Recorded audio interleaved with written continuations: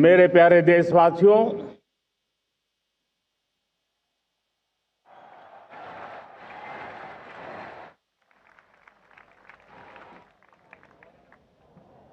आजादी का ये महापर्व 140 करोड़ संकल्पों का पर्व है। आजादी का ये पर्व सामूहिक सिद्धियों का गौरव का पल है। हर हृदय उमंग से भरा हुआ है।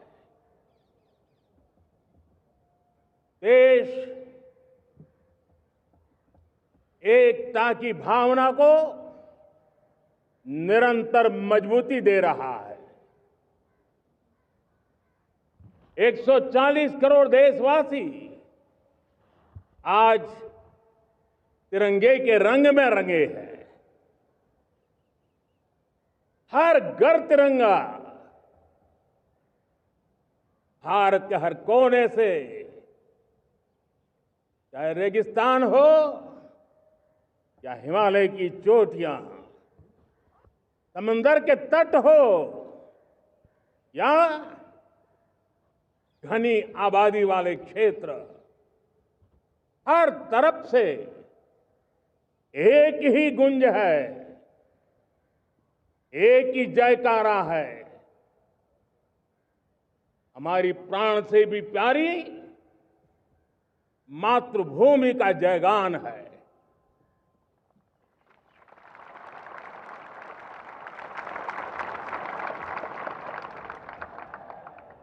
मेरे प्यारे देशवासियों,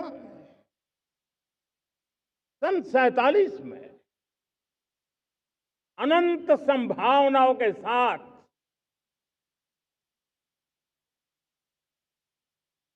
कोटि कोटि भुजाओं के सामर्थ्य के साथ हमारा देश आजाद हुआ। देश की आकांक्षाएं उड़ानें भर रही थी, लेकिन चुनौतियां उससे भी कुछ ज्यादा थी। पूज्य बापू के सिद्धांतों पर चलते हुए संविधान सभा के सदस्यों ने एक बहुत ही महत्वपूर्ण दायित्व निभाया। भारत का संविधान गत 75 वर्ष से एक प्रकाश स्तंभ बन करके हमें मार्ग दिखाता रहा है। भारत के संविधान निर्माता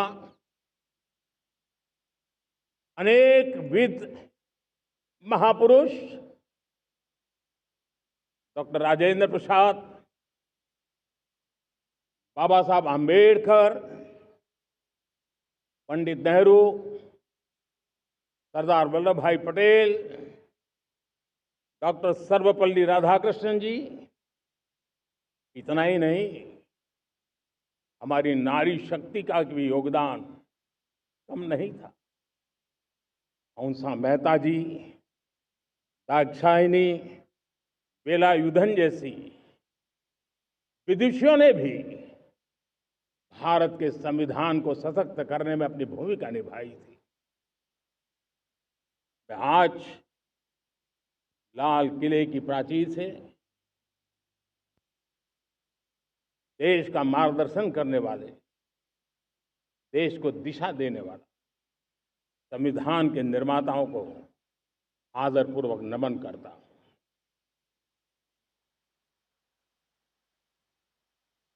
मेरे प्यारे देशवासियों, हम आज डॉक्टर श्यामा प्रसाद मुखर्जी की 125वीं जयंती भी मना रहे हैं। डॉक्टर श्यामा प्रसाद मुखर्जी भारत के संविधान के लिए बलिदान देने वाले देश के पहले महापुरुष थे। संविधान के लिए बलिदान, धारा 370 की दीवार गिराकर एक देश एक संविधान के मंत्र को जब हमने साकार किया तो हमने डॉक्टर श्यामा प्रसाद मुखर्जी को सच्ची श्रद्धांजलि दी। लाल किले पर आज कई विशेष महानुभाव उपस्थित हैं।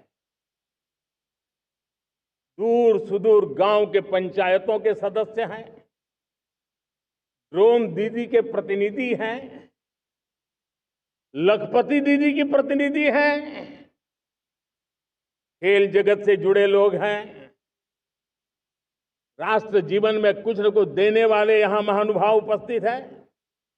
एक प्रकार से यहां मेरी आंखों के सामने मैं लघु भारत के दर्शन कर रहा हूं और टेक्नोलॉजी के माध्यम से विशाल भारत के साथ भी आज लाल किला जुड़ा हुआ है।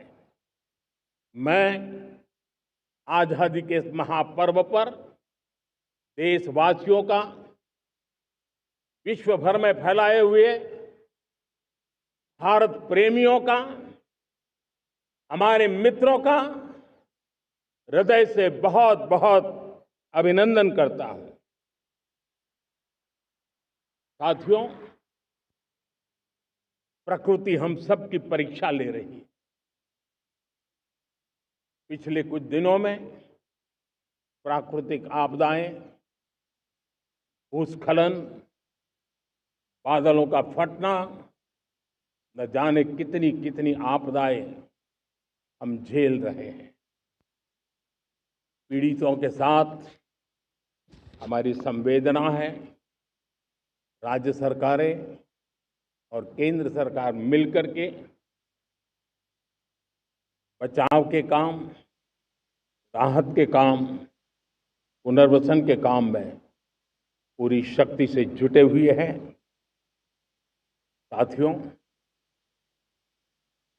आज 15 अगस्त का एक विशेष महत्व भी मैं देख रहा। मुझे बहुत गर्व हो रहा है। आज मुझे लाल किले की प्राचीर से ऑपरेशन सिंदूर के वीर जाबाजों को सैल्यूट करने का अवसर मिला है।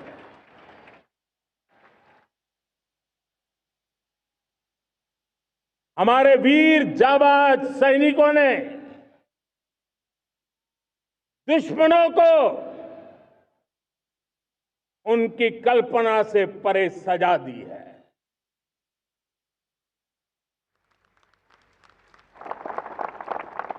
22 अप्रैल को पहलगाम में सीमा पार से आतंकियों ने आकर के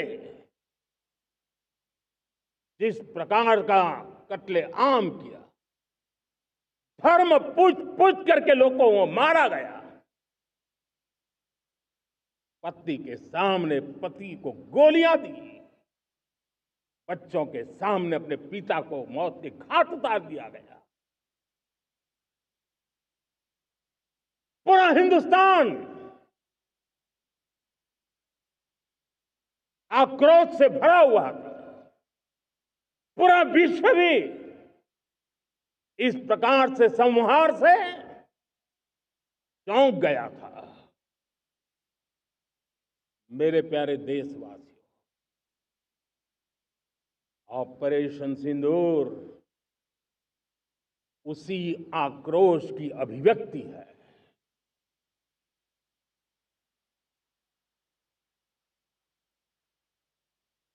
बाईस तारीख के बाद हमने हमारे सेना को खुली छूट दे दी। रणनीति वो तय करे, लक्ष्य वो तय करे, समय भी वो चुने और हमारी सेना ने वो करके दिखाया जो कई दशकों तक कभी हुआ नहीं था। सैकड़ों किलोमीटर दुश्मन की धरती पर घुस करके आतंकी हेडक्वार्टर्स को मिट्टी में मिला दिया, आतंकी इमारतों को खंडहर बना दिया।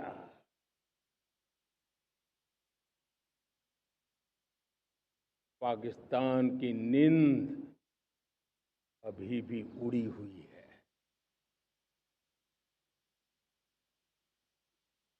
पाकिस्तान में हुई तबाही इतनी बड़ी है कि रोज नए नए खुलासे हो रहे हैं, नई नई जानकारियां आ रही हैं। मेरे प्यारे देशवासियों, हमारा देश कई दशकों से आतंक को झेलता आया हुआ है। देश के सीने को छलनी कर दिया गया है। अब हमने एक न्यू नॉर्मल प्रस्थापित किया। आतंक को और आतंकी को पालने पोसने वालों को, आतंकियों को ताकत देने वालों को अब हम अलग अलग नहीं मानेंगे।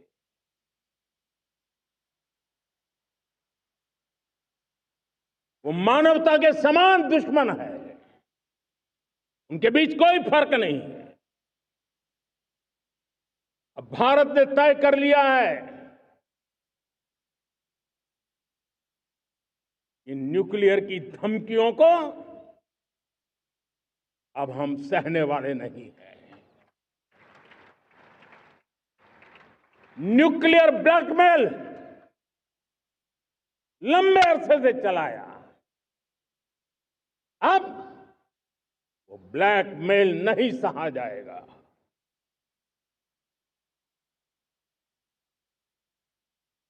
आगे भी अगर दुश्मनों ने ये कोशिश जारी रखी, हमारी सेना तय करेगी, सेना की शर्तों पर, सेना जो समय निर्धारित करे उस समय पर, सेना जो तौर तरीके तय करे उस तौर तरीके से, सेना जो लक्ष्य तय करे उस लक्ष्य को अब हम अमल में ला करके रहने वाले हैं। हम मुंह तोड़ जवाब देंगे। मेरे प्यारे देशवासियों, भारत ने तय कर लिया है, खून और पानी एक साथ नहीं बहेंगे।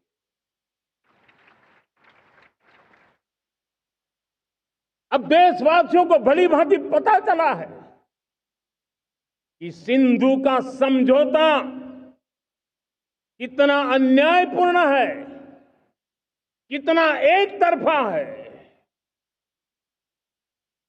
भारत से निकलती नदियों का पानी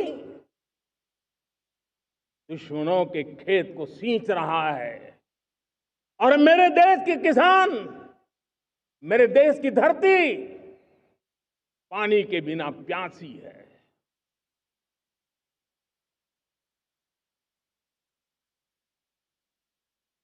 ये ऐसा समझौता था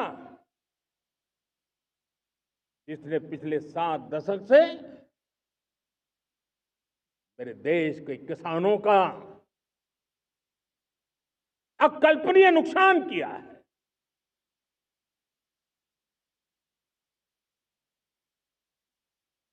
अब हिंदुस्तान के हक का जो पानी है उस पर अधिकार सिर्फ और सिर्फ हिंदुस्तान का है, हिंदुस्तान के किसानों का है। भारत कतई सिंधु समझौते को, उस स्वरूप को दशकों तक सहा है, उस स्वरूप को आगे नहीं सहा जाएगा। किसान हित में, राष्ट्र हित में ये समझौता हमें मंजूर नहीं है। मेरे प्यारे देशवासियों, आजादी के लिए असंख्य लोगों ने बलिदान दी, अपनी जवानी खपा दी, जेलों में जिंदगी गुजारी है, फांसी के तख्त पर लटके हैं, कुछ लेने पाने बनने के लिए नहीं, मां भारती के स्वाभिमान के लिए, कोटि कोटि जनों की आजादी के लिए, गुलामी की जंजीरों को तोड़ने के लिए। और मन में एक ही भाव था, स्वाभिमान। साथियों, गुलामी ने हमें निर्धन बना दिया, गुलामी ने हमें निर्भर भी बना दिया, औरों पर हमारी निर्भरता बढ़ती गई। हम सब जानते हैं, आजादी के बाद कोटि कोटि जनों के पेट भरना बड़ी चुनौती थी, लेकिन यही मेरे देश के किसान हैं जिन्होंने खून पसीना एक करके देश के अन्न के भंडार भर दिए।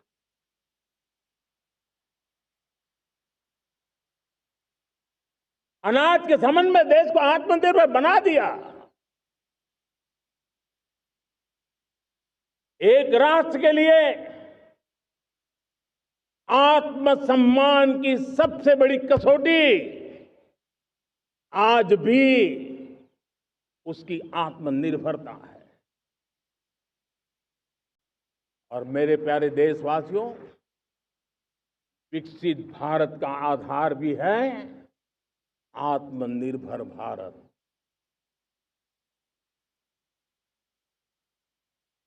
जो दूसरों पर ज्यादा निर्भर रहता है, उसकी आजादी पर उतना ही बड़ा प्रश्न चिन्ह लग जाता है।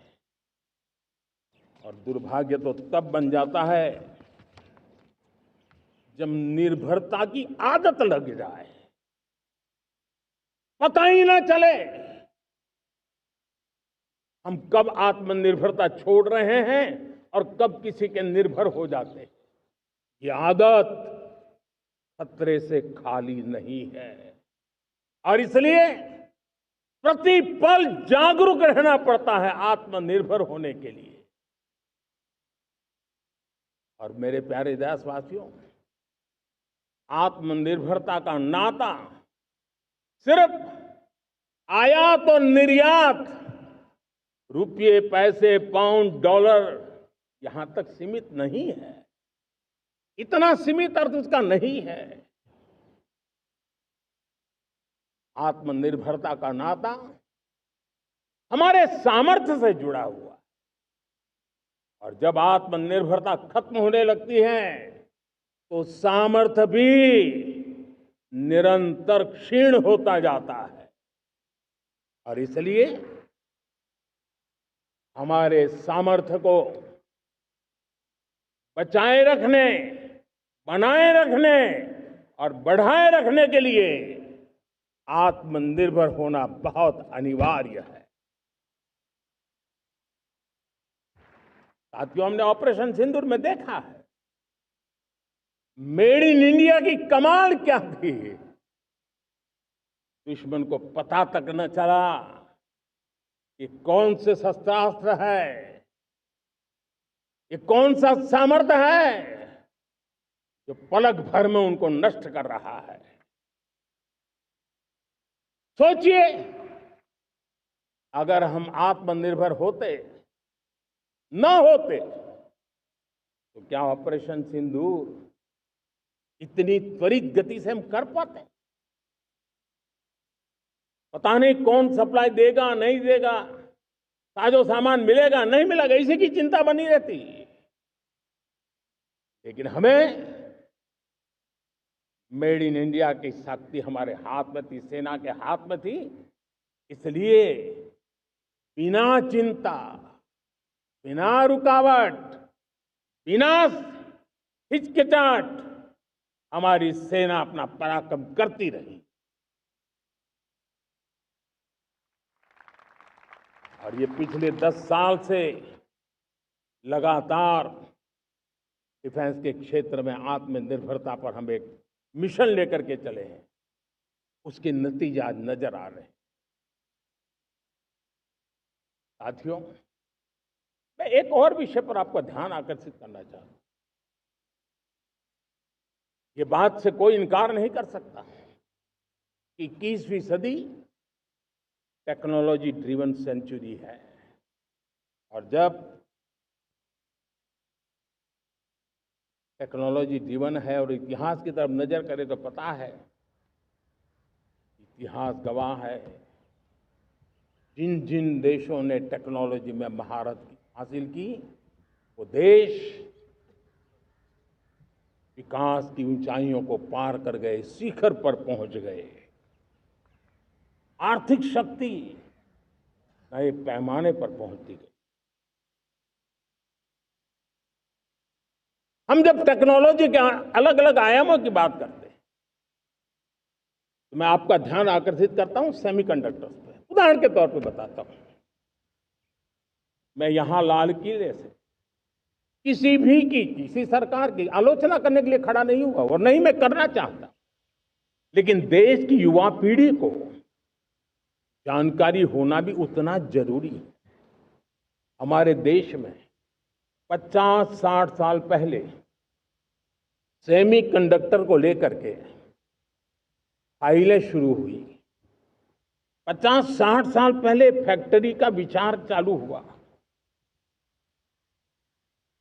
आप मेरे नौजवानों जानकर के हैरान हो जाएंगे, आज सेमीकंडक्टर जो पूरी दुनिया की एक ताकत बन गया है, 50-60 साल पहले वो विचार,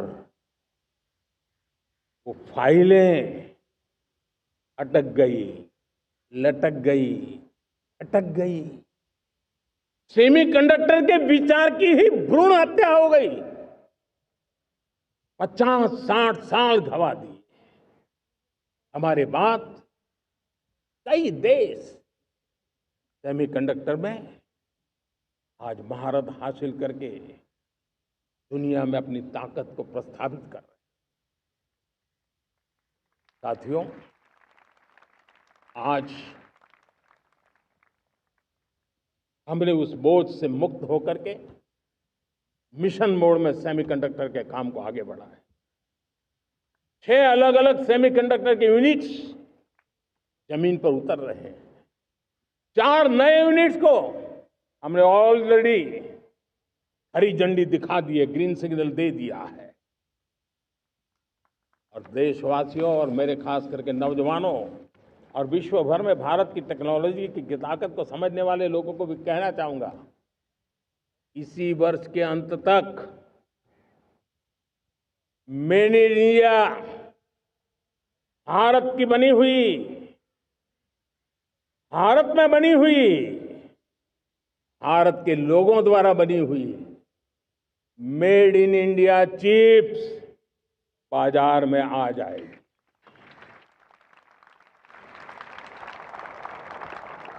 मैं दूसरा उदाहरण देना चाहता हूं। अब ऊर्जा के क्षेत्र में हम सब जानते हैं कि हम एनर्जी के लिए बहुत सारे देशों पर डिपेंडेंट है। पेट्रोल हो, डीजल हो, गैस हो, लाखों करोड़ रुपए हमें खर्च करके लाना पड़ता है। हमें इस संकट से देश को आत्मनिर्भर बनाना, ऊर्जा में आत्मनिर्भर बनाना बहुत जरूरी है। हमने बीड़ा उठाया और आज 11 वर्ष में सोलर एनर्जी 30 गुना बढ़ चुकी है। हम नए नए डैम बना रहे हैं ताकि हाइड्रो का विस्तार हो और हमें क्लीन एनर्जी की उपलब्ध हो। भारत मिशन ग्रीन हाइड्रोजन लेकर के आज हजारों करोड़ रुपए इन्वेस्ट कर रहा है। भविष्य की ऊर्जा को ध्यान में रख करके, ऊर्जा के क्षेत्रों को ध्यान में रख करके भारत न्यूक्लियर एनर्जी पर भी बहुत बड़े इनिशिएटिव ले रहा है। न्यूक्लियर एनर्जी में 10 नए न्यूक्लियर रिएक्टर तेजी से काम कर रहे हैं। 2047 तक, जो कि हमने विकसित भारत का लक्ष्य तय किया है, जब देश की आजादी के 100 साल होंगे, हम परमाणु ऊर्जा क्षमता 10 गुना से भी अधिक बढ़ाने का संकल्प लेकर के आगे बढ़ रहे हैं। मेरे प्यारे देशवासियों, रिफॉर्म एक निरंतर प्रक्रिया है। समयानुकूल परिस्थिति के अनुसार रिफॉर्म करते जाना होता है। हम न्यूक्लियर एनर्जी के क्षेत्र में बहुत बड़े रिफॉर्म लेकर के आए। अब हमने प्राइवेट सेक्टर के लिए भी परमाणु ऊर्जा को उसके द्वार खोल दिए हैं। हम शक्ति को जोड़ना चाहते।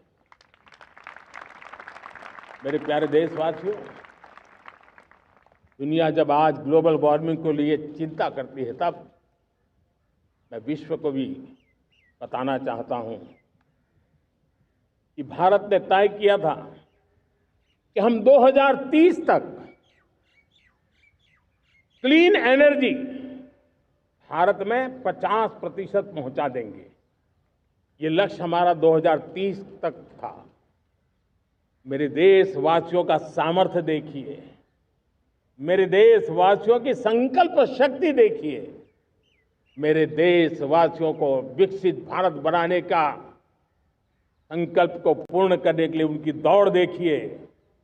हमने जो लक्ष्य 2030 में तय किया था, वो 50% क्लीन एनर्जी का लक्ष्य 2025 में हमने कर लिया। 5 साल पहले हमने अचीव कर लिया, क्योंकि विश्व के प्रति भी हम उतने ही संवेदनशील हैं, प्रकृति के प्रति भी उतने ही हम जिम्मेवार लोग हैं। मेरे प्यारे देशवासियों, बजट का बहुत बड़ा हिस्सा ये पेट्रोल, डीजल, गैस, इन सबको लाने के लिए खर्च होता था। लाखों करोड़ रुपए चले जाते थे। अगर हम ऊर्जा में डिपेंडेंट न होते, तो वो धन मेरे देश के नौजवानों के भविष्य के लिए काम आता। वो धन मेरे देश के गरीबों को गरीबी के खिलाफ लड़ाई लड़ने में काम आता। वो धन मेरे देश के किसानों के कल्याण में काम आता। वो धन मेरे देश के गांव की परिस्थिति को पलटने के लिए काम आता। लेकिन हमें विदेशों को देना पड़ रहा। अब हम आत्मनिर्भर बनने की दिशा में काम कर रहे हैं। देश को विकसित बनाने के लिए हम अब समुद्र मंथन की तरफ भी जा रहे हैं। हमारे समुद्र के मंथन को आगे बढ़ाते हुए हम समुद्र के भीतर के तेल के भंडार, गैस के भंडार, उसको खोजने की दिशा में एक मिशन मोड में काम करना चाहते हैं। और इसलिए भारत ने national deep water exploration mission शुरू करने जा रहा है। ये ऊर्जा इंडिपेंडेंट बनने के लिए ये हमारी महत्वपूर्ण घोषणा है। मेरे प्यारे देशवासियों, आज पूरा विश्व क्रिटिकल मिनरल को लेकर के बहुत ही सतर्क हो गया है। उसके सामर्थ्य को लोग भली भांति समझने लगे हैं। कल तक जिस तरफ ज्यादा ध्यान नहीं था, वो आज सेंटर स्टेज पे है। हमारे लिए भी क्रिटिकल मिनरल्स में आत्मनिर्भरता बहुत अनिवार्य है। एनर्जी का सेक्टर हो, इंडस्ट्री का सेक्टर हो, रक्षा क्षेत्र हो, टेक्नोलॉजी के हर क्षेत्र हो, आज क्रिटिकल मिनरल्स की टेक्नोलॉजी के अंदर बहुत अहम भूमिका है। और इसलिए नेशनल क्रिटिकल मिशन हमने लॉन्च किया है। 1200 से अधिक स्थानों पर खोज का अभियान चल रहा है और हम क्रिटिकल मिनरल में भी आत्मनिर्भर बनने की दिशा में आगे बढ़ रहे हैं। मेरे प्यारे देशवासियों, स्पेस सेक्टर का कमाल तो हर देशवासी देख रहा, गर्व से भर जा रहा। और हमारे group captain Shubhanshu Shukla space station से लौट चुके हैं और आने वाले कुछ दिनों में वो भारत भी आ रहे हैं। हम स्पेस में भी अपने दम पर आत्मनिर्भर भारत गगनयान की तैयारी कर रहे हैं। हम अपने बलबूते पर हमारा अपना स्पेस स्टेशन बनाने की दिशा में हम काम कर रहे हैं। और पिछले दिनों स्पेस में जो रिफॉर्म किए गए, मुझे बहुत गर्व हो रहा है। मेरे देश के 300 से ज्यादा स्टार्टअप्स आप सिर्फ और सिर्फ स्पेस सेक्टर में काम कर रहे हैं और उन 300 स्टार्टअप में हजारों नौजवान पूरे सामर्थ्य के साथ जुटे हैं। ये है मेरे देश के नौजवानों की ताकत और ये है हमारे देश के नौजवानों के प्रति विश्वास। मेरे प्यारे देशवासियों, 140 करोड़ भारतवासी 2047 में जब आजादी के 100 साल होंगे, विकसित भारत के संकल्प को परिपूर्ण करने के लिए पूरी ताकत से जुटे हैं।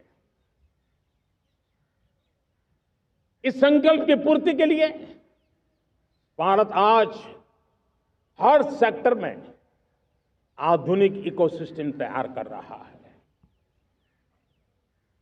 और आधुनिक इकोसिस्टम हर क्षेत्र में हमारे देश को आत्मनिर्भर बनाएगा।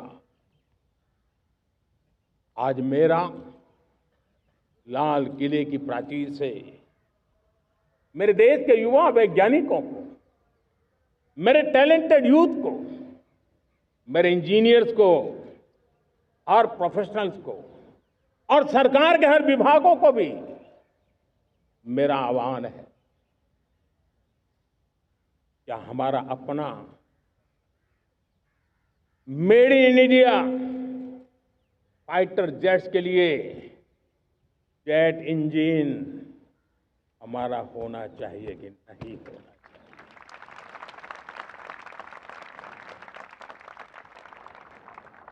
हम फार्मा ऑफ द वर्ल्ड माने जाते हैं। वैक्सीन में हम नए नए विक्रम स्थापित करते हैं, लेकिन क्या समय की मांग नहीं है? हम रिसर्च और डेवलपमेंट में और ताकत लगाएं, हमारे अपने पेटेंट हो, हमारी अपनी बनाई हुई मानव जात के कल्याण की सस्ते से सस्ती और सबसे कारगर नई नई दवाइयों की शोध हो, हर संकट में साइड इफेक्ट के बिना मानव जात के कल्याण में काम आए। बायो 3 पॉलिसी भारत सरकार ने बनाई है।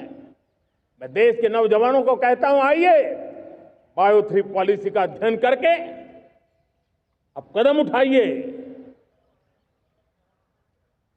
देश का भाग्य बदलना है, आपका सहयोग चाहिए। मेरे प्यारे देशवासियों, आज आईटी का युग है, डेटा की ताकत है। क्या समय की मांग नहीं है? ऑपरेटिंग सिस्टम से लेकर के साइबर सुरक्षा तक, डीप टेक से लेकर के आर्टिफिशियल इंटेलिजेंस तक, सारी चीजें हमारी अपनी हो, जिस पर हमारे ही लोगों का सामर्थ्य जुटा हुआ हो, उनकी सामर्थ्य शक्ति का विश्व को परिचय कराए। साथियों, आज दुनिया में सोशल मीडिया कहो, बाकी प्लेटफॉर्म कहो, दुनिया के प्लेटफॉर्म पर हम काम कर रहे हैं। दुनिया ने हमने दिखा दिया है, यूपीआई का हमारा प्लेटफॉर्म आज दुनिया को अजोबा कर रहा है। हमारे में सामर्थ्य है। रियल टाइम ट्रांजैक्शन में 50% अकेला भारत यूपीआई के माध्यम से कर रहा है। इसका मतलब की ताकत है। क्रिएटिव वर्ल्ड हो, सोशल मीडिया हो, ये जितने भी प्लेटफॉर्म्स हैं, मेरे देश के नौजवानों में चुनौती करता हूं आपको, आइए हमारे अपने प्लेटफॉर्म क्यों ना हो, हम क्यों दूसरों पर निर्भर रहे, क्यों भारत का धन बाहर जाए। और मुझे आपके सामर्थ्य पर भरोसा है। मेरे प्यारे देशवासी, जैसे ऊर्जा के क्षेत्र में हम डिपेंडेंट हैं, वैसा ही देश का दुर्भाग्य है कि फर्टिलाइजर, उसमें भी हमें दुनिया पर निर्भर रहना पड़ता है। मेरे देश के किसान भी फर्टिलाइजर का सही उपयोग कर करके धरती माता की सेवा कर सकते हैं। अनाप शनाप उपयोग से भी धरती मां को बहुत नुकसान पहुंचा रहे हैं। लेकिन साथ साथ मैं देश के नौजवानों को कहना चाहता हूं, देश के उद्योग जगत को कहना चाहता हूं, देश के प्राइवेट सेक्टर को कहना चाहता हूं, आइए हम फर्टिलाइजर के भंडार भर दें, हम नए नए तौर तरीके खोजें और भारत की आवश्यकता के अनुसार हम अपना फर्टिलाइजर तैयार करें। हम औरों पर निर्भर न रहे। साथियों, आने वाला युग ईवी का है। अब ईवी बैटरी क्या हम नहीं बनाएंगे? हम निर्भर रहेंगे? सोलर पैनल की बात हो, इलेक्ट्रिक व्हीकल्स के लिए जिन जिन चीजों की आवश्यकताएं हैं, वो हमारी अपनी होनी चाहिए। साथियों, मैं ये इसलिए कहने की हिम्मत करता हूं, क्यों? क्योंकि मुझे देश के नौजवानों के सामर्थ्य पर भरोसा है। और भरोसा सिर्फ वो मेरे देश के नौजवान है इतने मात्र से नहीं है। कोविड के समय हम बहुत सारी चीजों पर निर्भर थे। तो मेरे देश के नौजवानों को कहा गया कि वैक्सीन हमारी अपनी चाहिए, देश ने करके दिखाया। कोविन प्लेटफॉर्म हमारा अपना होना चाहिए, देश ने करके दिखाया। करोड़ों करोड़ों लोगों की जिंदगी बचाने का काम हमने किया है। वही स्पिरिट, वही जज्बा हमें जीवन के हर क्षेत्र में आत्मनिर्भर बनने के लिए अपना सब कुछ देना है। अपना जो बेस्ट है वो हमें दे करके रहना है। साथियों, पिछले 11 साल में एंटरप्रेन्योरशिप, उद्यमशीलता को बहुत बड़ी ताकत मिली। आज लाखों स्टार्टअप्स टियर 2, टियर 3 सिटी में देश की अर्थशक्ति को, देश के इनोवेशन को ताकत दे रहे हैं। उसी प्रकार से मुद्रा योजना से हमारे देश के करोड़ों नौजवान, उसमें भी हमारी बेटियां, करोड़ों करोड़ों लोग मुद्रा से लोन लेकर के अपना खुद का कारोबार कर रहे हैं। खुद तो अपने पैरों पर खड़े हुए हैं, लेकिन औरों को भी पैरों पर खड़े रहने की ताकत देते हैं। वे भी एक प्रकार से हर व्यक्ति को आत्मनिर्भर बनाने का अवसर दे रही है। मेरे साथियों, विमेन सेल्फ हेल्प ग्रुप, किसी का ध्यान नहीं था। पिछले 10 साल में विमेन सेल्फ हेल्प ग्रुप ने कमाल करके दिखाया। आज उनके प्रोडक्ट दुनिया के बाजार में जाने लगे हैं। लाखों करोड़ों का कारोबार हमारे विमेन सेल्फ हेल्प ग्रुप करते हैं। मैंने एक बार मन की बात में खिलौने की बात कही थी। हम करोड़ों करोड़ रुपए के खिलौने विदेश से लाते थे। मैंने ऐसे ही मन की बात में कहा, करे मेरे देश के नौजवानों, ऐसा भी करें इन्हें क्या, किलो भी बाहर जाएंगे। और आज मैं गर्व से कहता हूं कि मेरा देश खिलौने एक्सपोर्ट करने लग गया है। यानी देश के सामर्थ्य को हर प्रकार के अवसर मिले, हर रुकावटों से मुक्ति मिले, उसको सर्वाधिक करने के लिए प्रेरित किया जाए। देश कर सकता है। मैं देश के युवाओं से कहता हूं, आइए आप इनोवेटिव आइडियाज लेकर के, आपके आइडियाज को मरने मत देना दोस्तों। आज का आपका आइडिया हो सकता है आने वाली पीढ़ी का भविष्य बना सकता है। मैं आपके साथ खड़ा हूं, मैं आपके लिए काम करने के लिए तैयार हूं, आपका साथी बन के काम करने तैयार हूं। आप आइए, हिम्मत जुटाइए, इनिशिएटिव लीजिए। जो युवा मैन्युफैक्चरिंग के बारे में सोचते हैं, आइए आगे बढ़िए। सरकार के नियमों में बदलाव करना है, मुझे बताइए। अब देश रुकना नहीं चाहता है। 2047 दूर नहीं है, एक एक पल की कीमत है और हम एक भी पल गंवाना नहीं चाहते दोस्तों।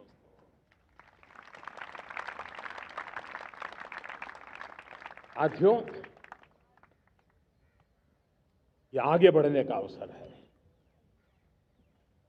बड़े सपने देखने का अवसर है, संकल्प के लिए समर्पित होने का अवसर है। जब सरकार आपके साथ है और मैं स्वयं आपके साथ हूं, तब हम नया इतिहास बना सकते हैं। साथियों, आज नेशनल मैन्युफैक्चरिंग मिशन पर बहुत तेजी से काम हो रहा है। हमारे एमएसएमईज, उसका लोहा दुनिया मानती है। ये दुनिया में बड़ी बड़ी चीजें बनती है ना, कुछ न कुछ तो औजार हमारे देश के एमएसएमईज के द्वारा जाते हैं, बड़े गर्व के साथ जाते हैं। लेकिन हम कॉम्प्रिहेंसिव इंटीग्रेटेड विकास की राह पर जाना चाहते हैं और इसलिए उनकी शक्ति बढ़े। और उसमें भी मैंने पहले एक बार लाल किले से कहा था,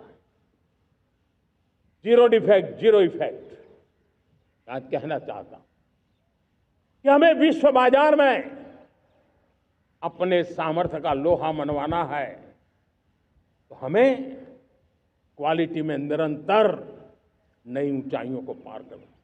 दुनिया क्वालिटी को स्वीकार करती है, हमारी गुणवत्ता सबसे ज्यादा हो और सरकार के भी प्रयास हो, रॉ मटेरियल की भी उपलब्धि हो, हमारी प्रोडक्शन की कॉस्ट कैसे कम हो, हम उसमें दम रह रहे। और साथियों, हम सभी जो उत्पादन के क्षेत्र में लगे हैं, उन सब का मंत्र होना चाहिए, दाम कम लेकिन दम ज्यादा। हमारी हर प्रोडक्ट का दम ज्यादा हो लेकिन दाम कम हो। इस भाव को लेकर के हमें आगे बढ़ना है। मेरे प्यारे देशवासियों, आजादी के लिए अनगिनत लोगों ने बलिदान दिए हैं। मैंने पहले भी कहा, जवानी खपा दी, फांसी पे लटक गए। क्यों? स्वतंत्र भारत के लिए। 75-100 साल पहले का वो कालखंड याद कीजिए। पूरा देश स्वतंत्र भारत के मंत्र को लेकर के जीता था। आज समय की मांग है, स्वतंत्र भारत का मंत्र लेकर के जीने वालों ने हमें स्वतंत्र भारत दिया। आज 140 करोड़ देशवासियों का एक ही मंत्र होना चाहिए, समृद्ध भारत। अगर कोटि कोटि लोगों के बलिदान से स्वतंत्र भारत हो सकता है, तो कोटि कोटि लोगों के संकल्प से, पुरुषार्थ से, आत्मनिर्भर बनने से वोकल फॉर लोकल की बात करने से, स्वदेशी का मंत्र को जापने से समृद्ध भारत भी बन सकता है। वो पीढ़ी स्वतंत्र भारत के लिए खप गई थी, ये पीढ़ी समृद्ध भारत के लिए नए कदम उठाए, यही समय की मांग है। और इसलिए मैं आज बार बार आग्रह करता हूं और मैं देश के सभी इन्फ्लुएंसर्स को कहना चाहता हूं, इस मंत्र को आगे बढ़ाने में मेरी मदद कीजिए। मैं सभी राजनीतिक दलों को, राजनेताओं को सबसे कहता हूं कि आइए, ये किसी राजनीतिक दल का एजेंडा नहीं है, भारत हम सबका है। हम मिलकर के वोकल फॉर लोकल उस मंत्र को हर नागरिक के जीवन का मंत्र बनाएं। भारत में बनी हुई, भारत के नागरिकों के पसीने से बनी हुई वो चीजें जिसमें भारत की मिट्टी की महक हो और जो भारत के आत्मनिर्भर के संकल्प को ताकत देता हो, हम उसी को खरीदेंगे, हम उसी का उपयोग करेंगे। हम उस दिशा में आगे आए, यह हमारा सामूहिक संकल्प हो। देखते ही देखते हम दुनिया बदल देंगे दोस्तों। मैं आज हर छोटे मोटे व्यापारी को, दुकानदार से आग्रह करना चाहता हूं, आपकी भी जिम्मेवारी है। हम छोटे थे, हमने कभी बाजार में देखा नहीं था कि शुद्ध घी की दुकान, ऐसे ही लिखा जाता था घी की दुकान। लेकिन समय रहते लोग लिखने लगे शुद्ध घी की दुकान।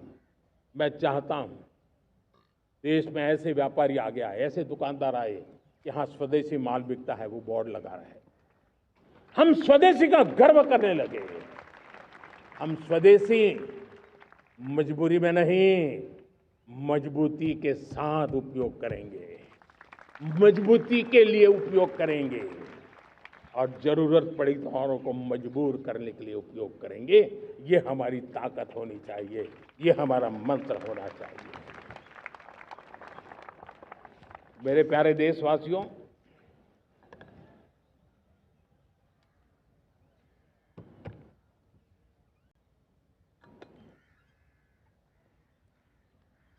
मुझे बहुत लंबे समय से सरकार में काम करने का अवसर मिला। मैंने कई सारे उतार चढ़ाव देखे हैं, सरकारों की मुसीबतों से भी मैं परिचित हूं, व्यवस्थाओं की मर्यादाओं से भी परिचित हूं। लेकिन उसके बावजूद भी हमारी जिम्मेवारी है कि हम किसी की लकीर को छोटी करने में अपनी ताकत बर्बाद न करें। मैं बड़े अनुभव से कहता हूं, किसी दूसरे की लकीर छोटी करने के लिए अपनी ऊर्जा हमें नहीं खपानी है। हमें पूरी ऊर्जा के साथ हमारी लकीर को लंबा करना है।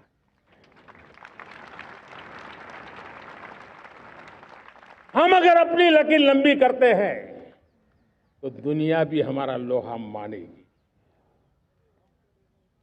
आज जब वैश्विक परिस्थितियों में आर्थिक स्वार्थ दिनों दिन बढ़ रहा है, तब समय की मांग है कि हम उन संकटों के रोते बैठने की जरूरत नहीं है। हिम्मत के साथ हम अपनी लकीर को लंबी करें। और मैं 25 साल के शासन के अनुभव से कह सकता हूं, अगर ये रास्ता हमने चुन लिया, हर किसी ने चुन लिया, तो फिर कोई स्वार्थ हमें अपनी चंगुल में नहीं फंसा सकता है। मेरे प्यारे देशवासियों, बीता दशक रिफॉर्म, परफॉर्म, ट्रांसफॉर्म कर रहा है। लेकिन अब हमें और नई ताकत से जुड़ना है। पिछले दिनों हमने कई रिफॉर्म्स किए, एफडीआई हो, इंश्योरेंस कंपनी की बात हो, विश्व की यूनिवर्सिटीज को भारत के अंदर स्थान देने की बात हो, कई रिफॉर्म्स किए हैं। 40,000 से ज्यादा अनावश्यक कंप्लायंसेस को हमने खत्म किया है। इतना ही नहीं, 1500 से अधिक पुराने कानून जो बाबा आदम के जमाने के थे, उन सबको हमने खत्म कर दिया है। हमने दर्जनों कानूनों को सरल करने के लिए संसद में जाकर के जनता के हितों को सर्वोपरि रख करके बदलाव किए हैं। इस बार भी हो हल्ला के बीच लोगों तक बात पहुंची नहीं होगी, लेकिन एक बहुत बड़ा रिफॉर्म इनकम टैक्स एक्ट में हुआ है। करीब 280 से ज्यादा धाराएं हमने समाप्त करने का निर्णय किया है। और साथियों, सिर्फ आर्थिक मोर्चे पर ही रिफॉर्म नहीं, हमने नागरिक के जीवन को भी आसान बनाने के लिए रिफॉर्म किए। इनकम टैक्स रिफंड की बात हो, रिफॉर्म का परिणाम है। फेसलेस असेसमेंट की बात हो, रिफॉर्म का परिणाम है। 12 लाख तक आज इनकम टैक्स से मुक्ति दे देना, देश का जो भविष्य बनाने में उत्सुक है ऐसा मेरा मध्यम वर्ग का परिवार आज फूला नहीं समा रहा है। कभी किसी ने सोचा नहीं था कि 12 लाख रुपए तक का इनकम टैक्स पर जीरो कर दिया जाएगा। आज कर लिया है। जब देश का सामर्थ्य बढ़ता है तो देशवासियों को लाभ मिलता है। अंग्रेजों के जमाने से दंड संहिता में हम दबे पड़े थे, दंड का भय दिखा करके जीवन चल रहा था। 75 साल आजादी के ऐसे ही गए। हमने दंड संहिता को खत्म कर दिया, न्याय संहिता को ले आए हैं। न्याय संहिता में भारत के नागरिक के प्रति विश्वास का भाव है। भारत के नागरिक के अंदर अपनेपन का भाव है, संवेदनशीलताओं से भरा हुआ है। हमने रिफॉर्म की यात्रा को तेज करने के लिए बीड़ा उठाया। हम बहुत तेजी से आगे बढ़ना चाहते हैं। मैं चाहता हूं देशवासियों, देश के लिए कर रहा हूं, मैं मेरे लिए नहीं कर रहा हूं, किसी का बुरा करने के लिए नहीं कर रहा हूं। मेरे राजनीतिक दल, मेरे प्रतिस्पर्धी साथी भी देश की इस उज्जवल भविष्य के लिए आगे आए, हमारा साथ दे। स्ट्रक्चरल रिफॉर्म्स की बात हो, रेगुलेटरी रिफॉर्म्स की बात हो, पॉलिसी रिफॉर्म की चर्चा हो, प्रोसेस रिफॉर्म की चर्चा हो, प्रोसीड्यूरल रिफॉर्म्स करने की जरूरत हो, हर प्रकार के रिफॉर्म्स ये आज हमने मकसद बना करके चले हैं। और मेरे प्यारे देशवासियों, नेक्स्ट जनरेशन रिफॉर्म्स के लिए हमें एक टास्क फोर्स गठित करने का निर्णय किया है। ये टास्क फोर्स समय सीमा में इस काम को पूरा करे। वर्तमान नियम, कानून, नीतियां, रीतियां 21वीं सदी के अनुकूल, वैश्विक वातावरण में अनुकूल और भारत को 2047 में विकसित राष्ट्र बनाने के संदर्भ में नए सिरे से तैयार हो और उसका समय सीमा में अपना कार्य पूरा करने के लिए इस टास्क फोर्स की रचना की है। साथियों, ये रिफॉर्म के कारण जो नए लोग अपना भविष्य बनाने चाहते हैं उनको तो हिम्मत मिलेगी। हमारे स्टार्टअप्स हो, हमारे लघु उद्योग हो, हमारे गृह उद्योग हो, उन लोग उद्यमियों को उनकी कंप्लायंस कॉस्ट बहुत कम हो जाएगी और उसके कारण उनको एक नई ताकत मिलेगी। जो एक्सपोर्ट की दुनिया में उनको लॉजिस्टिक सपोर्ट के कारण, व्यवस्थाओं में बदलाव के कारण उनको एक बहुत बड़ी ताकत मिलेगी। साथियों, ऐसे ऐसे कानून है हमारे देश में, छोटी छोटी चीजों के लिए जेल में डालने के कानून है। आप हैरान हो जाएंगे, किसी ने नजर नहीं डाली। मैं पीछे लगा हूं, ये मेरे देश के नागरिकों को जेल में बंद करने वाले जो अनावश्यक कानून है वो खत्म होने चाहिए। हम संसद में पहले भी बिल लाए थे, इस बार भी लेके आए हैं। साथियों, इस दिवाली में आपकी डबल दिवाली का काम मैं करने वाला हूं। इस दिवाली में आपको एक बहुत बड़ा तोहफा देशवासियों को मिलने वाला है। पिछले 8 साल से हमने जीएसटी का बहुत बड़ा रिफॉर्म किया। पूरे देश में टैक्स के बर्डन को कम किया, टैक्स की व्यवस्थाओं को सरल किया और 8 साल के बाद समय की मांग है कि हम एक बार उसको रिव्यू करें। हमने एक हाई पावर कमेटी को बिठा करके रिव्यू शुरू किया, राज्यों से भी विचार विमर्श किया और मेरे प्यारे देशवासियों, हम नेक्स्ट जनरेशन जीएसटी रिफॉर्म्स लेकर के आ रहे हैं। ये दिवाली के अंदर आपके लिए तोहफा बन जाएंगे। सामान्य मानवीय की जरूरतों के टैक्स भारी मात्रा में कम कर दिए जाएंगे। बहुत बड़ी सुविधा बढ़ेगी। हमारे एमएसएमई, हमारे लघु उद्यमी, इनको बहुत बड़ा लाभ मिलेगा। रोजमर्रा की चीजें बहुत सस्ती हो जाएगी और उससे इकोनॉमी को भी एक नया बल मिलने वाला है। मेरे प्यारे देशवासियों, आज देश तीसरी बड़ी इकोनॉमी बनने के लिए समय तेज गति से आगे बढ़ रहा है। हम दरवाजे खटखटा रहे हैं और बहुत तेजी से हम उसको अचीव भी कर लेंगे। और कोई तो दिन होगा मैं आपके बीच आकर के लाल किले की प्राचीर से ये खबर भी सुनाऊंगा।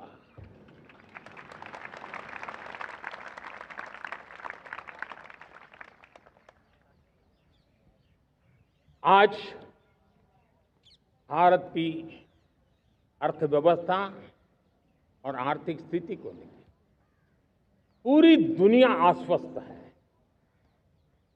इतनी अस्थिरता के बीच आशा की किरण बना हुआ है भारत का फाइनेंशियल डिसिप्लिन, भारत की फाइनेंस की ऊर्जा। संकट के घेरे में जब अर्थव्यवस्था पड़ी हुई है, तब भारत ही उसे बाहर निकलेगा, ये भरोसा दुनिया में पनपा है। आज इन्फ्लेशन कंट्रोल में है, फॉरेन एक्सचेंज रिजर्व हमारे बहुत मजबूत है, हमारे मैक्रो इकोनॉमिक इंडिकेटर्स बहुत मजबूत है। ग्लोबल रेटिंग एजेंसी भी लगातार भारत की सराहना करती हैं। भारत की अर्थव्यवस्था पर ज़्यादा से ज़्यादा विश्वास व्यक्त कर रही है। ये बढ़ती हुई अर्थव्यवस्था का लाभ मेरे देश के गरीबों को मिले, मेरे देश के किसानों को मिले, मेरे देश की नारी शक्ति को मिले, मेरे देश के मध्यम वर्ग को मिले, मेरे देश की विकास धारा को ताकत देने वाला बने। उस दिशा में हम नए नए प्रयास करें। आज युवाओं के लिए नए नए सेक्टर्स में हमारे नौजवानों के लिए अवसर बन रहे हैं। स्किल डेवलपमेंट, स्वरोजगार, बड़ी बड़ी कंपनियों में इंटर्नशिप, इस पर एक बहुत बड़े स्तर पर अभियान चल रहा है। और इसलिए देश के नौजवानों, आज मैं आपके लिए भी एक खुश खबर लेकर के आया। मेरे देश के नौजवानों के लिए आया। आज 15 अगस्त है। आज 15 अगस्त के ही दिन मेरे देश के युवाओं के लिए 1 लाख करोड़ रुपए की योजना हम चालू कर रहे हैं, लागू कर रहे हैं। आज से प्रधानमंत्री विकसित भारत रोजगार योजना आज ही 15 अगस्त को लागू हो रही है। ये आपके लिए बहुत खुशखबरी है। इस योजना के तहत निजी क्षेत्र में पहली नौकरी पाने वाले नौजवान को, बेटे बेटी को 15,000 रुपया सरकार की तरफ से दिए जाएंगे। कंपनियों को भी नए रोजगार देने के अवसर जो भी ज्यादा जुटाएगा, उनको भी प्रोत्साहन राशि दी जाएगी। प्रधानमंत्री विकसित भारत रोजगार योजना करीब करीब 3.5 करोड़ नौजवानों को रोजगार के नए अवसर बनाएगी। मैं सभी नौजवानों को इसके लिए बहुत बहुत बधाई देता हूं। मेरे प्यारे देशवासियों, आज भारत में नारी शक्ति का लोहा हर कोई मानने लगा। बढ़ती इकोनॉमी की लाभार्थी हमारी नारी है, लेकिन बढ़ती इकोनॉमी को गति देने में भी हमारी नारी का बहुत बड़ा योगदान भी, हमारी मातृशक्ति का योगदान है, हमारी स्त्री शक्ति का योगदान है। स्टार्टअप से लेकर स्पेस सेक्टर तक हमारी बेटियां छाई हुई हैं, खेल के मैदान में छाई हुई हैं, फौज में चमक रही है। आज गर्व के साथ नारी कंधे से कंधा मिला करके देश की विकास यात्रा में भागीदार हो रही। देश गर्व से भर गया जब एनडीए की विमेन कैडेट्स उनका पहला पास आउट हुआ था। पूरा देश गर्व से भर गया था। सारे टीवी चैनल उसी के पीछे लगे हुए थे। कितने बड़े गौरव की पल थी। Self help group, 10 crore self help group की बहनें क्या कमाल कर रही है। नमो ड्रोन दीदी नारी शक्ति की एक नई पहचान बनी। गांव में मुझे एक बहन मिली, वो कहती मुझे अब तो गांव वाले पायलट कह करके बुलाते हैं।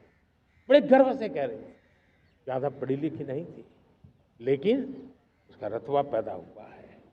साथियों, हमने 3 करोड़ महिलाओं को लखपति दीदी बनाने का संकल्प लिया था। 3 करोड़। और मुझे आज संतोष है कि हम तेज गति से काम कर रहे हैं। समय से पहले 3 करोड़ का लक्ष्य पार कर लेंगे। और आज मैं खुशी से देश को बताना चाहता हूं कि मेरे नारी शक्ति का सामर्थ्य देखिए।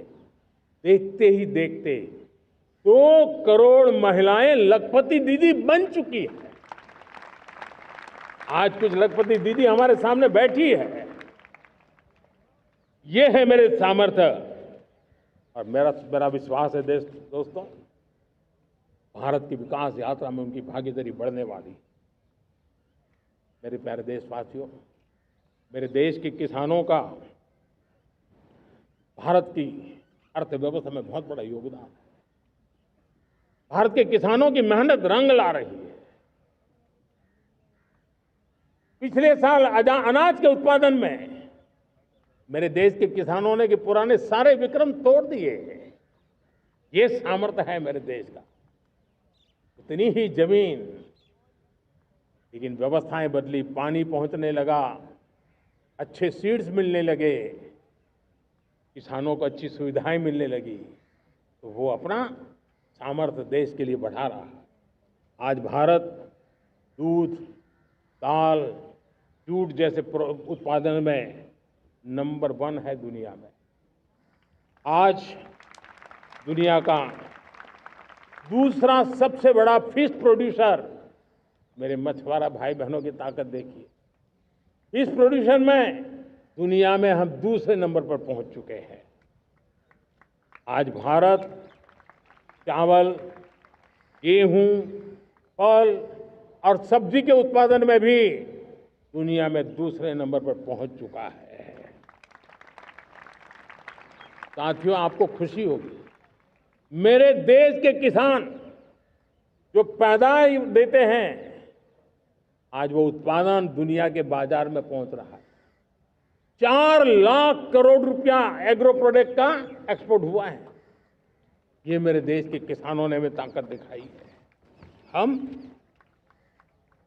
छोटे किसान हो, पशुपालक हो, मछुआरे हो, देश के विकास की अनेक योजनाओं का लाभ आज हम उन तक पहुंचा रहे हैं। पीएम किसान सम्मान निधि हो, रेन वाटर हार्वेस्टिंग हो, सिंचाई की योजनाएं हो, क्वालिटी सीड्स हो, फर्टिलाइजर की आवश्यकता हो, हर क्षेत्र में आज और किसान को एक भरोसा हो गया है फसल बीमा का। वो साहसिक बना रहा, उसका परिणाम भी देश को मिल रहा है। जो पहले कल्पना की बात थी आज हकीकत बन गई है।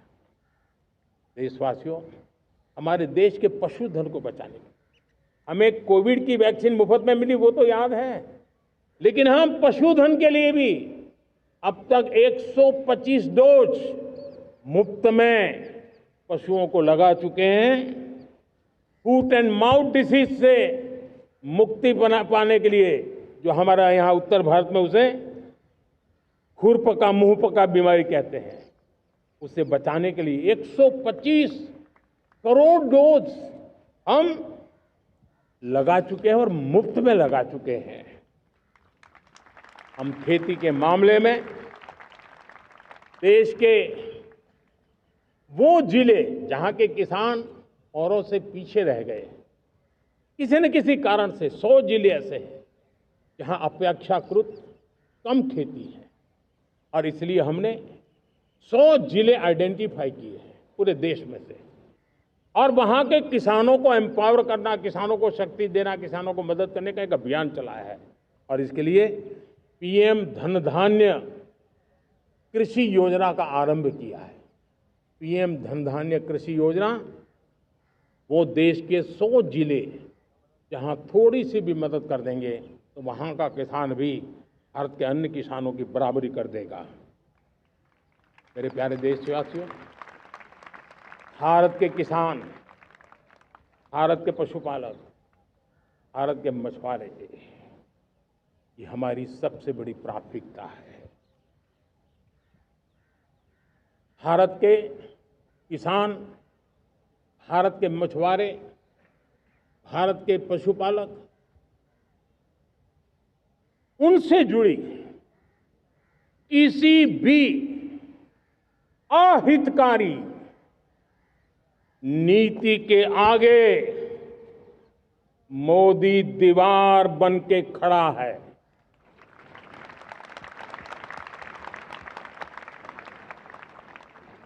भारत अपने किसानों, अपने पशुपालकों, अपने मछुआरों के संबंध में कभी भी कोई समझौता नहीं स्वीकार करेगा।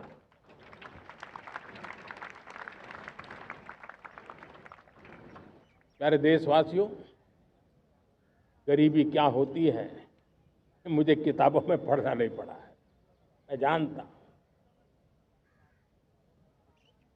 सरकार में भी रहा हूं और इसलिए मेरी कोशिश रही है कि सरकार फाइलों में नहीं होनी चाहिए। सरकार देश के नागरिकों की लाइफ में होनी चाहिए। दलित हो, पीड़ित हो, शोषित हो, वंचित हो, उनके लिए सकारात्मक रूप से सरकारें प्रोएक्टिव हो, सरकारें प्रो पीपल हो, उस दिशा में हम निरंतर प्रयास कर रहे हैं। समाज के हर जरूरत व्यक्ति के लिए, कुछ लोगों को लगता है कि सरकार की योजनाएं पहले भी आती थी। जी नहीं, हम सरकार की योजनाओं को जमीन पर उतार रहे हैं, सैचुरेशन पर बल देते हैं। और सामाजिक न्याय का अगर कोई सच्चा एजुकेशन है तो सैचुरेशन में है, जिसमें कोई हकदार छूटे नहीं, हकदार के घर तक सरकार जाए और उसे अपना हक की चीजें मिले, उसके लिए हम काम कर रहे हैं। जनधन अकाउंट जब खोले गए ना, वो सिर्फ बैंक का अकाउंट था ऐसा नहीं है, उसे एक स्वाभिमान मिला था कि बैंक के दरवाजे मेरे लिए भी खुलते हैं, मैं भी बैंक के दरवाजे में जाकर के टेबल पे हाथ रख करके बात कर सकता हूं। ये विश्वास हमने जगाया है। आयुष्मान भारत ने बीमारी को सहने की आदत से मुक्ति दिलाने का और उनको अच्छे स्वास्थ्य के लिए मदद करने का काम और जब हम वरिष्ठ नागरिकों को 5 लाख रुपए से ज्यादा मदद कर करके उनके आरोग्य की चिंता करते हैं, आज पीएम आवास 4 करोड़ गरीबों को घर मिलना मतलब जिंदगी के नए सपने वहां सजते हैं। वो सिर्फ 4 दीवारें नहीं है दोस्तों। रेहड़ी पटरी वालों के लिए पीएम स्वनिधि योजना, जो कभी ब्याज के चक्कर में फंसा रहता था, आज पीएम स्वनिधि से रेहड़ी पटरी वाला भी, और आपने देखा वो यूपीआई से पैसे लेता है, यूपीआई से पैसे देता है। ये बदलाव आखिरी व्यक्ति तक चिंता लोगों की लाइफ में सरकार होनी चाहिए। उसी के कारण ये जमीन से जुड़ी योजनाएं बनती हैं और जमीन से जुड़ी योजनाएं जमीन पर उतरती हैं और जमीन से उतरी हुई योजनाएं जीवन में बदलाव लाने का एक सशक्त माध्यम बन जाती है। एक समय था गरीब हो, पीड़ित हो, आदिवासी हो, वंचित हो, दिव्यांग हो, हमारी विधवा माताएं बहनें हो, अपने हक के लिए दर दर भटकते रहते थे। सरकारी दफ्तरों में चक्कर लगाते लगाते जिंदगी पूरी हो जाती। आज सरकार आपके दरवाजे पर आती है, सैचुरेशन के अप्रोच को लेकर के आती है। करोड़ों लाभार्थियों को सरकारी योजनाओं का लाभ मिल रहा है। डायरेक्ट बेनिफिट ट्रांसफर एक बहुत बड़ा क्रांतिकारी काम हुआ है। साथियों, गरीबी हटाओ के नारे देश ने बहुत सुने हैं, लाल किले से भी सुने, और देश सुन सुन करके थक गया था और देश ने मान लिया था कि गरीबी हट नहीं सकती है। लेकिन जब हम योजनाओं को गरीब के घर तक ले जाते हैं, विश्वास को गरीब के मन में हम पैदा करते हैं, तब मेरे देश के 25 करोड़ गरीब गरीबी को परास्त कर करके, गरीबी से बाहर निकल करके एक नया इतिहास बनाते हैं। आज 10 करोड़ गरीब और 10 वर्ष में 25 करोड़ से ज्यादा गरीब गरीबी को परास्त कर करके गरीबी से बाहर निकले हैं और एक न्यू मिडिल क्लास तैयार हुआ है। मेरे साथियों, ये न्यू मिडिल क्लास और मिडिल क्लास एक ऐसी जुगलबंदी है जिसमें एस्पिरेशन भी है, एफर्ट भी है। वो देश को आगे बढ़ाने के लिए बहुत बड़ा सामर्थ्य बनने वाली है। मेरे प्यारे देशवासियों, बहुत ही निकट भविष्य में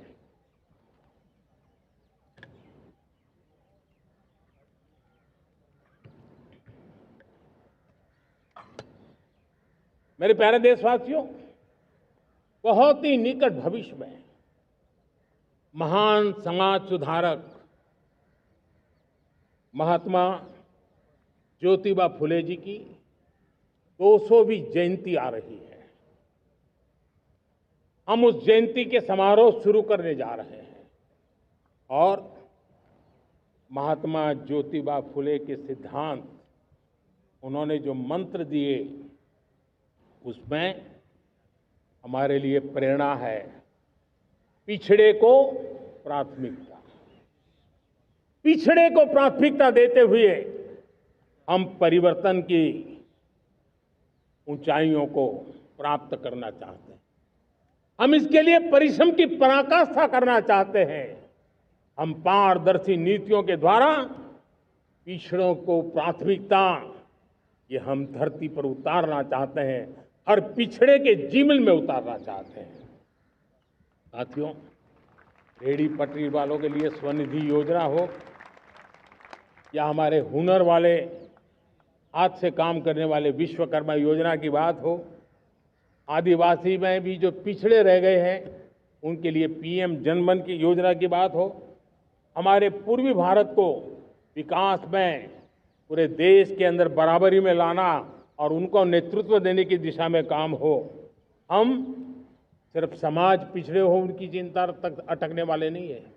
जो क्षेत्र पिछड़े हैं उनको भी हम प्राथमिकता देना चाहते हैं। जो जिले पिछड़े रहे हैं हम उनको प्राथमिकता देना चाहते हैं। जो ब्लॉक पिछड़े रहे हैं उनको प्राथमिकता देना चाहते हैं। हमने 100 एस्पिरेशनल डिस्ट्रिक्ट, 500 एस्पिरेशनल ब्लॉक, उसी मिशन में काम किया है। हमने पूर्वी भारत के विकास के लिए हजारों करोड़ रुपए के इंफ्रास्ट्रक्चर के प्रोजेक्ट को बल दिया है। हमने पूर्वी भारत के जीवन को बदल करके देश की विकास यात्रा में भागीदार बनने का। मेरे प्यारे देशवासियों, जीवन हर क्षेत्र में विकास होना चाहिए। विकास के लिए खेल का भी महत्व होता है। और मुझे खुशी है कि एक जमाना था जहाँ बच्चे खेल में अगर समय लगाते हैं तो माँ बाप ज़्यादा पसंद नहीं करते थे। आज एकदम से उलट गया है। अगर बच्चे खेलकूद में आगे आते हैं, रुचि लेते हैं, तो माँ बाप गर्व से भर जाते हैं। मैं इसे एक शुभ संकेत मानता हूँ। मेरे देश के परिवार के अंदर खेल को प्रोत्साहन का वातावरण मैं देखता हूँ, मेरा मन गर्व से भर जाता है। मैं इसे देश के भविष्य के लिए बहुत शुभ संकेत मानता हूँ। और साथियों, इस खेल को बढ़ावा देने के लिए हमने नेशनल स्पोर्ट्स पॉलिसी, कई दशकों के बाद हम देश में खेलो भारत नीति को लेकर के आए हैं, ताकि एक खेल जगत का सर्वांगीण विकास का प्रयास हो। स्कूल से लेकर के ओलंपिक तक हम एक पूरा इकोसिस्टम डेवलप करना चाहते हैं, चाहे कोचिंग की व्यवस्था हो, फिटनेस की बात हो, खेल के मैदान हो, खेल की व्यवस्थाएं हो, खेल के लिए आवश्यक साधन हो, लघु उद्योगों को भी खेल के साधन बनाने में मदद करने की बात हो। यानी एक प्रकार से पूरा इकोसिस्टम हम दूर दराज के बच्चों तक पहुंचाना चाहते हैं। लेकिन साथियों, जब मैं फिटनेस की बात करता हूं, जब मैं खेलकूद की बात करता हूं, तो मैं एक चिंता भी आपके सामने रखना चाहता हूं। हमारे देश के हर परिवार को चिंता करनी चाहिए। मोटापा हमारे देश के लिए बहुत बड़ा संकट बनता जा रहा है। आने वाले वर्षों में लोग, जो पंडित लोग हैं वो कहते हैं, जो जानकार लोग कहते हैं, हर तीसरे व्यक्ति में एक व्यक्ति मोटापे का शिकार होगा। हमें मोटापे से बचना है, ओबेसिटी से बचना है। और इसलिए मैंने बाकी सब करना पड़ेगा, लेकिन एक छोटा सा सुझाव दिया था कि परिवार तय करे कि जब खाने का तेल घर में आएगा 10% कम ही आएगा और 10% कम ही उपयोग करेंगे, और हम ओबेसिटी के खिलाफ लड़ाई को जीतने की दिशा में हम अपना योगदान देंगे।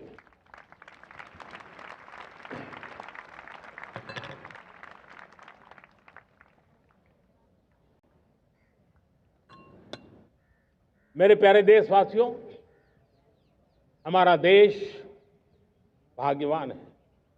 हजारों साल की विरासत के हम धनी हैं, और वो हमें निरंतर ऊर्जा मिलती है, प्रेरणा मिलती है, त्याग और तपस्या की राह मिलती है। आज गुरु तेग बहादुर, यह वर्ष गुरु तेग बहादुर जी का 350वां शहीदी वर्ष है।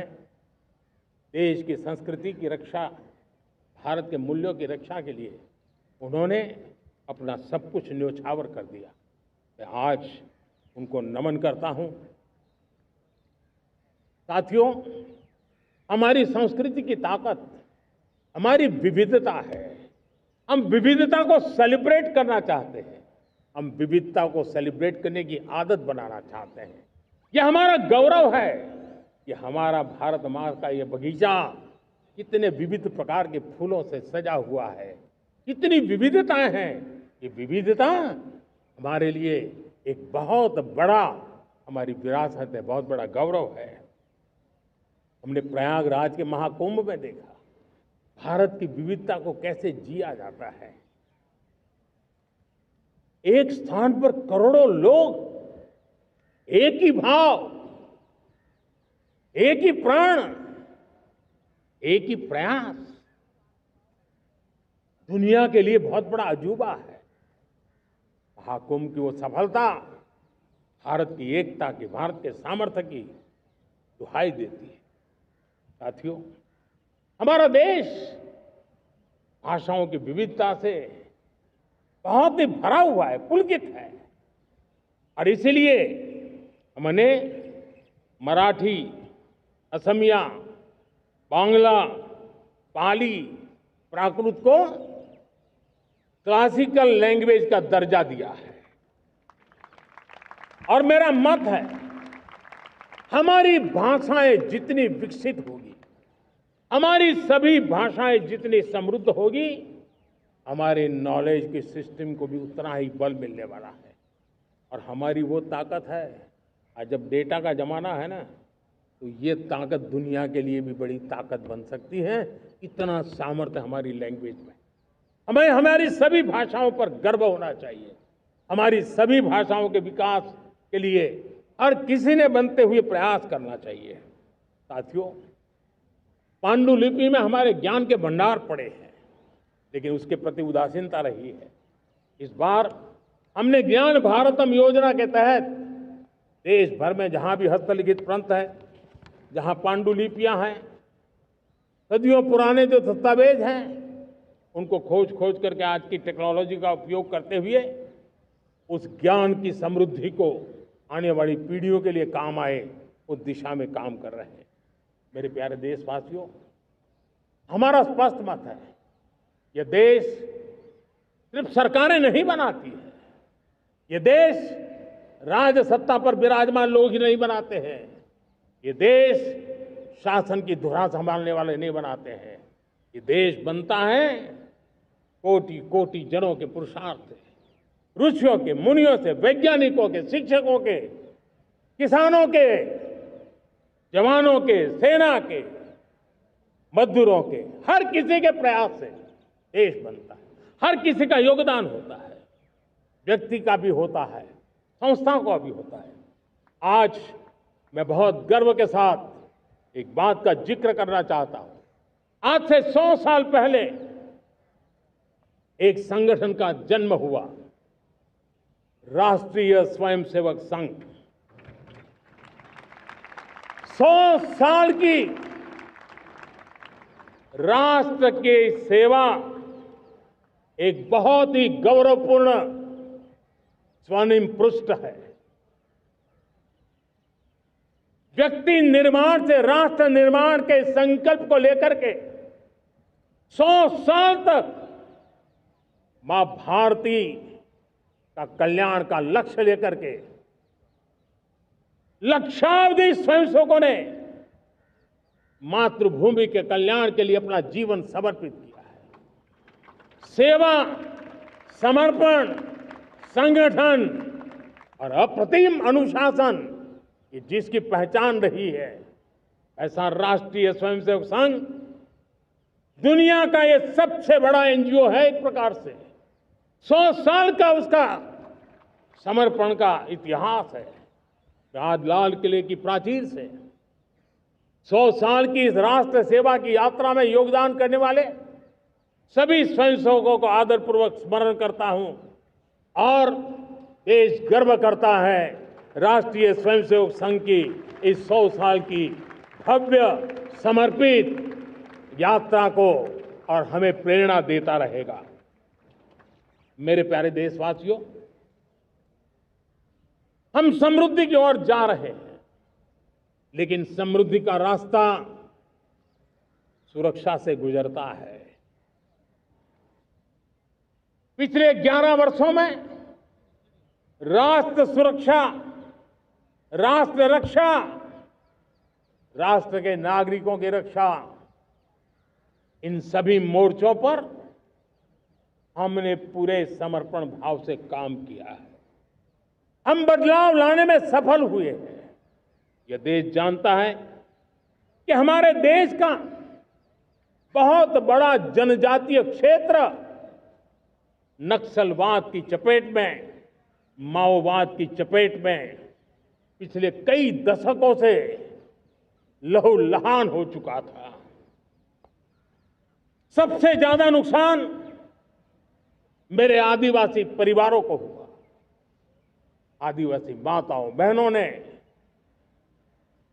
अपने सपने के होनहार बच्चों को खो दिया।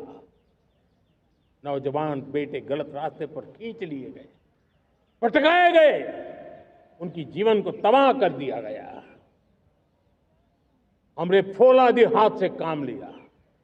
एक समय था, कभी 125 से ज्यादा जिलों में नक्सलवाद अपनी जड़ें जमा चुका था।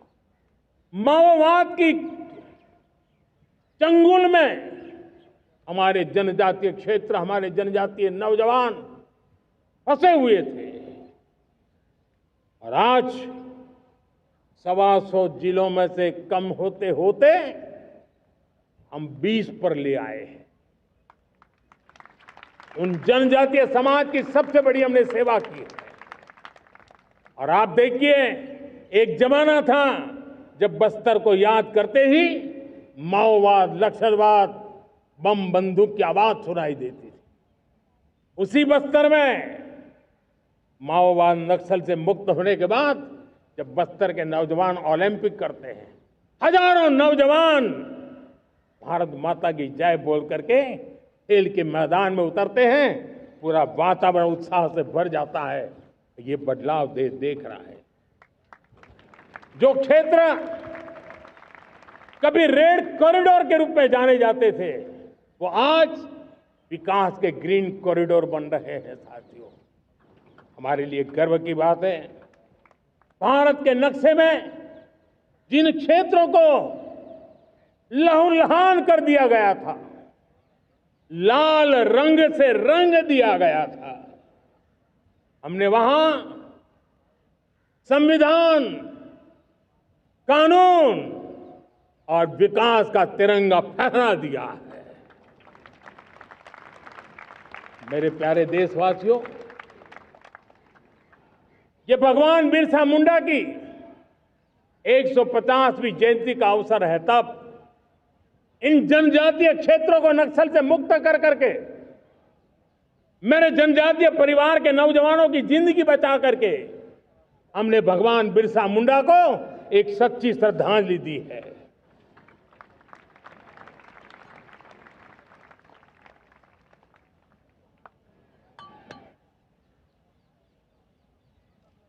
मेरे प्यारे देशवासियों, मैं आज देश के सामने एक चिंता, एक चुनौती के संबंध में आगाह करना चाहता हूं।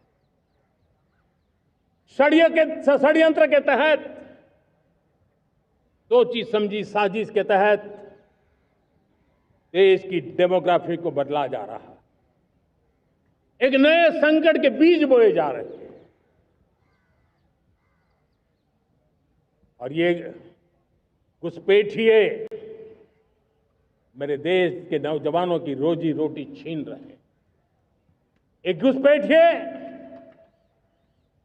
मेरे देश की बहन बेटियों को निशाना बना रहे हैं। ये बर्दाश्त नहीं होगा। ये घुसपैठिए भोले भाले आदिवासियों को भ्रमित करके उनकी जमीनों पर कब्जा कर रहे हैं। ये देश सहन नहीं करेगा। और इसलिए मेरे प्यारे देशवासियों, जब डेमोग्राफी परिवर्तन होता है, सीमावर्ती क्षेत्रों में डेमोग्राफी में परिवर्तन होता है, तब राष्ट्रीय सुरक्षा के लिए संकट पैदा होता है। देश की एकता, अखंडता और प्रगति के लिए ये संकट पैदा, सामाजिक तनाव के बीज बो देता है। और कोई देश अपना देश घुसपैठियों के हवाले नहीं कर सकता है। दुनिया का कोई देश नहीं कर सकता है, तो हम भारत को कैसे कर सकते हैं? हमारे पूर्वजों ने त्याग और बलिदान से आजादी पाई है, हमें स्वतंत्र भारत दिया है। उन महापुरुषों के प्रति हमारा कर्तव्य है कि हम हमारे देश में ऐसी हरकतों को स्वीकार न करें। उनकी सच्ची श्रद्धांजलि होगी। और इसलिए मैं आज लाल किले की प्राचीर से कहना चाहता हूं, हमने एक हाई पावर्ड डेमोग्राफी मिशन शुरू करने का निर्णय किया है। ये मिशन, इस मिशन के द्वारा ये जो भीषण संकट नजर आ रहा है, भारत पे मंडरा रहा है जो संकट है, उसको निपटाने के लिए तय समय में सुविचारित, सुनिश्चित रूप से अपने कार्य को करेगा। उस दिशा में हम आगे बढ़ रहे हैं। मेरे प्यारे देशवासियों, कल जन्माष्टमी का पावन पर्व है। भगवान श्री कृष्ण का जन्मोत्सव देश में मनाया जाता है। साथियों, जब मुझे भगवान श्री कृष्ण याद आते हैं तो हम देख रहे हैं कि पूरे विश्व में आज युद्ध के तौर तरीके बदल रहे हैं। हमने देखा है कि भारत युद्ध के हर नए तौर तरीकों को निपटने में समृद्ध है। हमने ऑपरेशन सिंदूर में दिखा दिया है, टेक्नोलॉजी में जो भी महारत थी। पाकिस्तान ने हमारे सैन्य ठिकानों पर, हमारे एयरबेस पर, हमारे संवेदनशील स्थानों पर, हमारे आस्था के केंद्रों पर, हमारे नागरिकों पर मिसाइल्स, ड्रोन अनगिनत मात्रा में उन्होंने वार किया। देश ने देखा है, लेकिन देश को सुरक्षित रखने के जो प्रयास पिछले 10 साल में हुए हैं, उस ताकत का परिणाम था कि उनके हर हमले को हमारे जाबाजों ने और हमारी टेक्नोलॉजी ने तिनके की तरह बिखेर दी।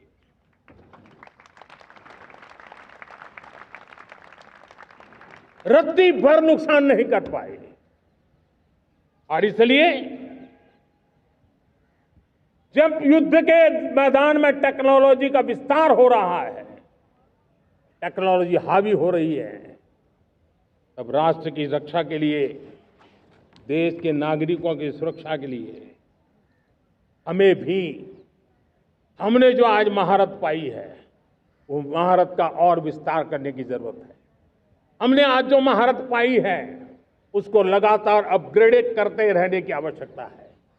और इसलिए साथियों, मैंने एक संकल्प लिया है, मुझे आपके आशीर्वाद चाहिए, कोटि कोटि देशवासियों के आशीर्वाद चाहिए। क्योंकि समृद्धि कितनी ही क्यों न हो, अगर सुरक्षा के प्रति उदासीनता बरतते हैं तो समृद्धि भी किसी काम की नहीं रहती। और इसलिए सुरक्षा का महत्व बहुत बड़ा है। और इसलिए मैं आज लाल किले की प्राचीर से कह रहा हूं, आने वाले 10 साल में 2035 तक राष्ट्र के सभी महत्वपूर्ण स्थलों, जिनमें सामरिक के साथ साथ सिविलियन क्षेत्र भी शामिल है, जैसे अस्पताल हो, रेलवे हो, जो भी आस्था के केंद्र हो, उन्हें टेक्नोलॉजी के नए प्लेटफॉर्म द्वारा पूरी तरह सुरक्षा का कवच दिया जाएगा। ये सुरक्षा का कवच लगातार विस्तार होता जाए, देश का हर नागरिक सुरक्षित महसूस करे। किसी भी प्रकार की टेक्नोलॉजी हम पर वार करने आ जाए, हमारी टेक्नोलॉजी उससे बेहतर सिद्ध हो। और इसलिए आने वाले 10 साल 2035 तक मैं ये राष्ट्रीय सुरक्षा कवच का विस्तार करना चाहता हूं, मजबूती देना चाहता हूं, आधुनिक बनाना चाहता हूं। और इसलिए भगवान श्री कृष्ण से प्रेरणा पाकर के हमने श्री कृष्ण का जो सुदर्शन चक्र था, उस सुदर्शन चक्र की राह को चुना है। आप में से बहुत लोगों को याद होगा, जब महाभारत की लड़ाई चल रही थी, श्री कृष्ण ने अपने सुदर्शन चक्र से सूर्य के प्रकाश को रोक दिया था और दिन में ही अंधेरा कर दिया था। सूर्य प्रकाश को सुदर्शन चक्र से रोक दिया था। और तब अर्जुन ने जो शपथ ली थी जयद्रथ का वध करने की, उस प्रतिज्ञा को अर्जुन पूर्ण कर पाए थे। वो सुदर्शन चक्र के पराक्रम और रणनीति का परिणाम था। अब देश सुदर्शन चक्र मिशन लॉन्च करेगा।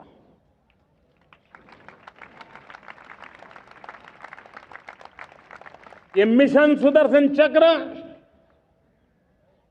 एक पावरफुल वेपन सिस्टम दुश्मन के हमले को न्यूट्रलाइज तो करेगा ही करेगा, लेकिन कई गुना ज्यादा दुश्मन पर हिट बैक करेगा।